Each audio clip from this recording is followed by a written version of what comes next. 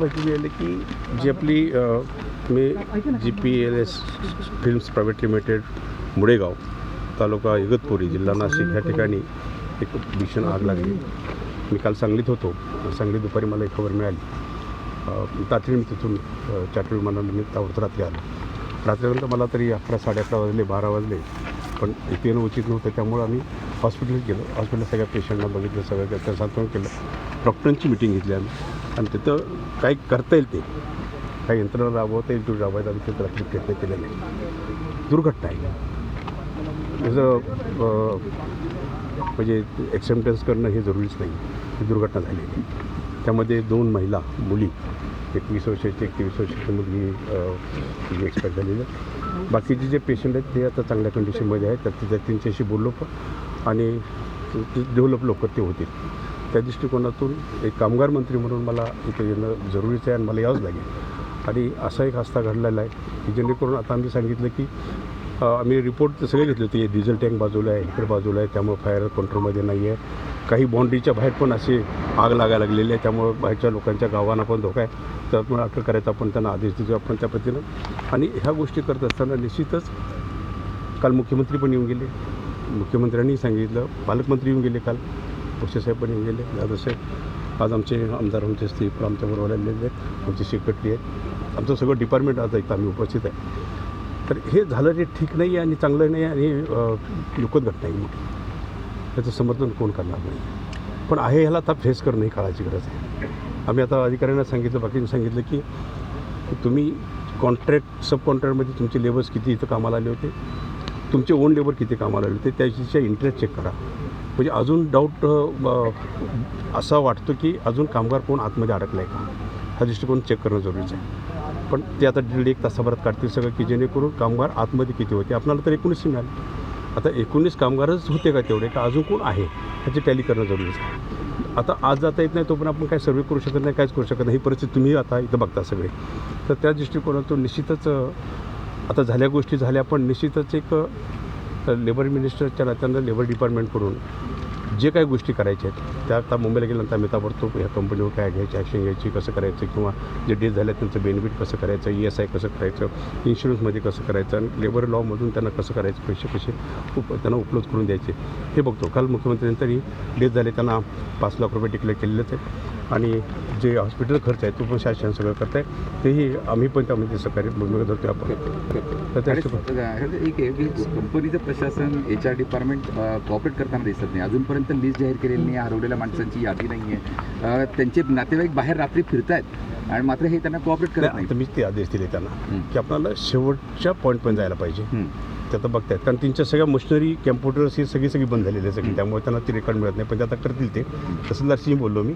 आता ताबडतोब आपण ते अपडेट करायचं आहे. ताबडतोब 1 तास 2 तासामध्ये सगळं अपडेट आम्हाला पाठवायचं आहे. आणि त्या दृष्टिकोनातून किती लेबर्स ते कामाला होते, मिसिंगची कंप्लेंट कुठं आहे का, कोण एखादा पालक आमचा माणूस अजून घरी आला नाही असं कोण म्हणतो का, त्याची लगेच पोलीस स्टेशन आणि ताबडतोब दखल घ्यायची आहे. आणि त्या दृष्टिकोनातून तेही ते पॉईंट आपण येऊ. आता सर 24 तास झालेली आग लागलेली, अद्याप आटोक्यात आलेली, अद्याप धूळ निघतोय, धुमसत आहे. फेल्युअर आहे काय? आग विझवण्यासाठी पाहिजे तेवढे आग विझवण्यास मी तुम्हाला मगाच सांगितलं, हे केमिकल असं आहे. हे केमिकल जेवढं पाणी मारेल ना तेवढं थोडं गप बसतं, पुन्हा आणखी थोड्या वेळानं ते परत चालू करतं.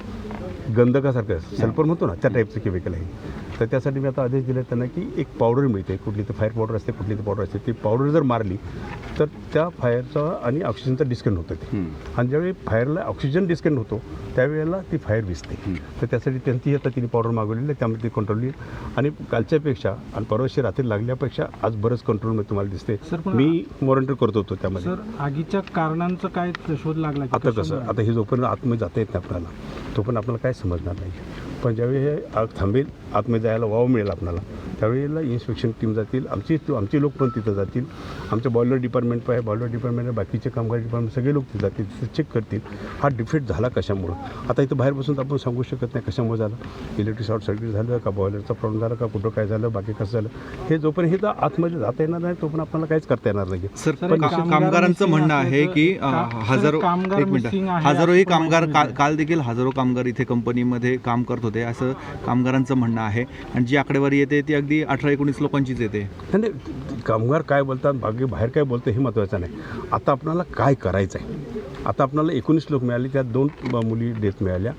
आता आपण ह्या मुद्द्यावर जातोय आपण की इथे ह्या डिपार्टमेंटला टोटल फॅक्टरीमध्ये 1000 कामगार काम करत असतील, पण इथं ॲक्च्युली ह्या प्रमायसेसमध्ये किती लोक काम करत होते हे शोधणं जरुरीचं आहे. आपल्याला तिथे एंट्री पण सर शोधायची गरज नाही, त्यांच्याकडे रेकॉर्ड तर असलंच पाहिजे ना. रेकॉर्ड आहे, पण सांगतो तुम्हाला मी सगळ्या फॅक्टरीतलं सगळं इलेक्ट्रिक हे सगळं बंद झाले. त्यामुळे आता ते चालू करतील, काय तर करतील, त्यात यंत्रणा राबवतील, काय करतील, ते रेकॉर्ड बाहेर काढतील काच्या डेटचं की कॉन्ट्रॅक्ट लेबरमध्ये किती होते, आपल्या ओन लेबरमध्ये किती होते आणि ह्या प्रमायसेसमध्ये किती लोक काम करत होते.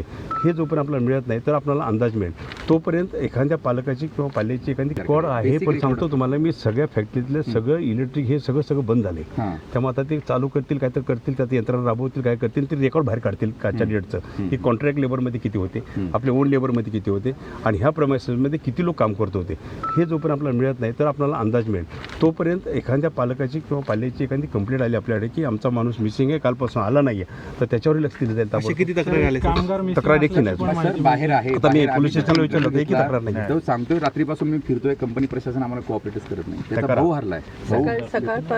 काल सकाळपासून आमचे सगळे अधिकारी इथे आहे. आम्ही तो या प्लांटचा जो रोस्टर होता तो रोस्टर चेक केला. काल सुदैवाने संडे असल्यामुळे काल लोक कमी होते, पण रोस्टरमध्ये जितके लोक होते सगळ्यांची अकाउंटिंग झाली. काल जेव्हा मंत्री साहेब आणि CM साहेब तिथे होते, हॉस्पिटलमध्ये गेले, तर तिथे जो लोक होते त्यांनाही विचारला की तुमचा कोणती तरी साथी आतमध्ये वगैरे आहे का, तुम्हाला अशी काही माहिती आहे का, तोही माहिती घेतली. तरी पण हे जो संशय निर्माण झालेला आहे आणि असा कोणताही माणूस असेल तर नक्की त्याची खात्री आम्ही करतच आहोत. आणि वी मेक शुअर की जो अगर ऐसा दुर्दैवाने कोणीही अजूनही अडकलेला आहे, विल डू द अटमोस्ट की त्यांना सगळी मदत आणि रिलीफ मिळाली पाहिजे.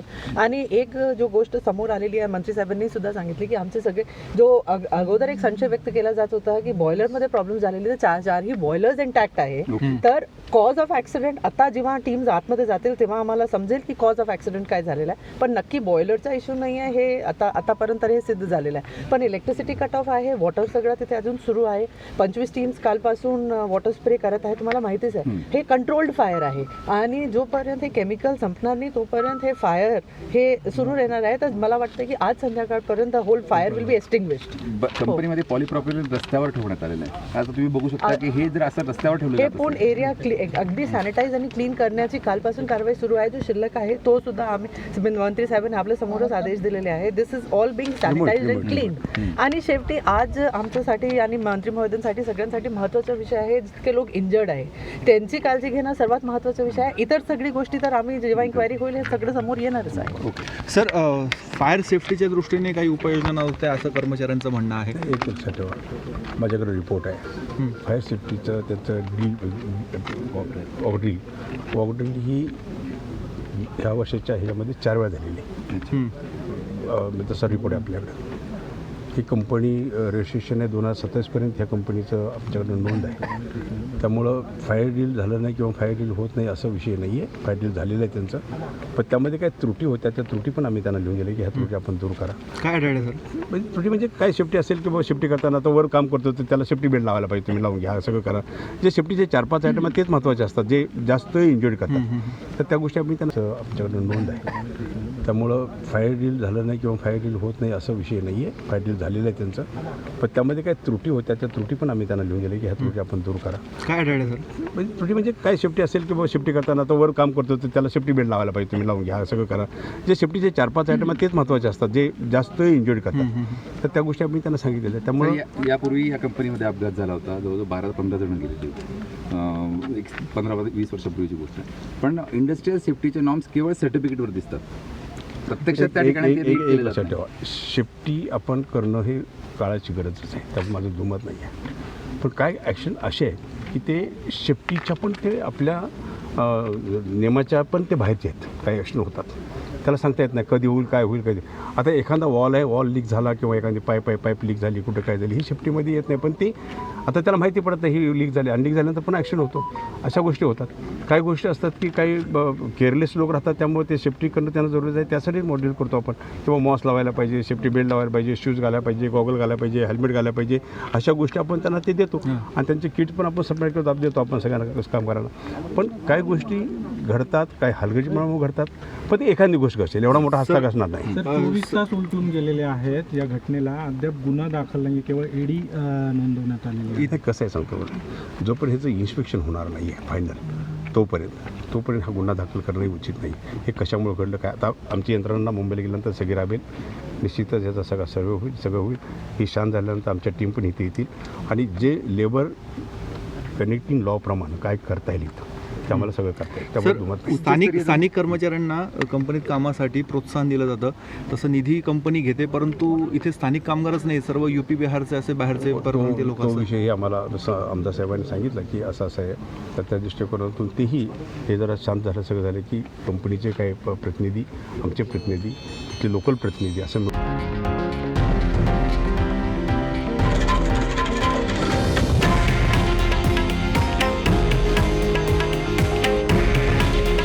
हे आहे देशातील नंबर 1 न्यूज नेटवर्क आणि आपण पाहत आहात TV9 मराठी. काळजी तुमची, हित महाराष्ट्राचं.